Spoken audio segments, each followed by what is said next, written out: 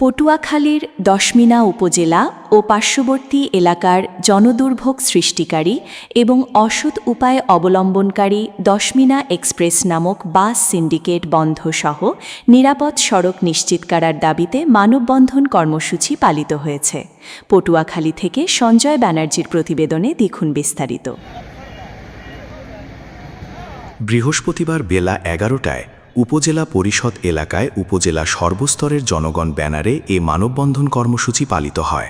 মানববন্ধন কর্মসূচিতে বক্তব্য রাখেন উপজেলা ছাত্র শিবিরের সভাপতি মোহাম্মদ জুবায়ের ইসলাম, দশমিনা উপজেলা এনসিপি প্রতিনিধি মোহাম্মদ তৌহিদ সিকদার, ইসলামী আন্দোলন দশমিনা শাখার সিনিয়র যুগ্ম সাধারণ সম্পাদক মোহাম্মদ আবু সায়েম, জামায়াতে ইসলামের প্রচার ও গবেষণা বিষয়ক সম্পাদক মোহাম্মদ সাইদুর রহমান, উপজেলা যুবদলের সাবেক যুগ্ম আহ্বায়ক মোহাম্মদ জুয়েল আমিন পেদা, পটুয়াখালী জেলা গণ অধিকার পরিষদের যুগ্ম আহ্বায়ক মোহাম্মদ কালাম পঞ্চায়েত, পরিবহনের কাউন্টারম্যান মোহাম্মদ সোহেল জমাদ্দার, দশমিনা গণ অধিকার পরিষদের সাধারণ সম্পাদক মোহাম্মদ লিয়ার হোসেন, উপজেলা ছাত্রদলের সদস্য সচিব গাজী সালাউদ্দিন ও উপজেলা ছাত্রদলের ভারপ্রাপ্ত সভাপতি আবুল বাশার প্রমুখ।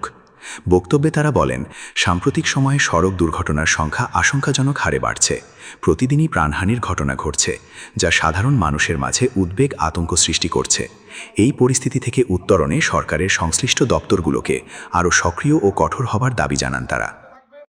দশমিনা এক্সপ্রেস নামে যে এক্সপ্রেসটা চালাচ্ছে, এটা কোনো এক্সপ্রেস না, এটা একটা বাসের নাম। তাই সেই বাসটাকে পরিবর্তন করে এক্সপ্রেস দিচ্ছে। আমরা চাই প্রত্যেক বাসের নামে নিজস্ব নাম দিয়ে বাস চলবে। সকলকে ধন্যবাদ। কাছে দেয় ও হেলপার তো সে পারদর্শীরা, ও যে সুপারভাইজার কত পারদর্শীরা, ও এখানে 10 মিনিট আসে, 10 মিনিট কোনো লক্ষ করতে 10 মিনিট আসে, এইভাবেই অ্যাক্সিডেন্ট হয়। প্রিয় ভাইয়েরা, আপনারা জানেন দীর্ঘদিন যাবৎ দশমিনা উপজেলার 1 নম্বর সংকট, 1 নম্বর জনদুর্ভোগ বাস সিন্ডিকেট।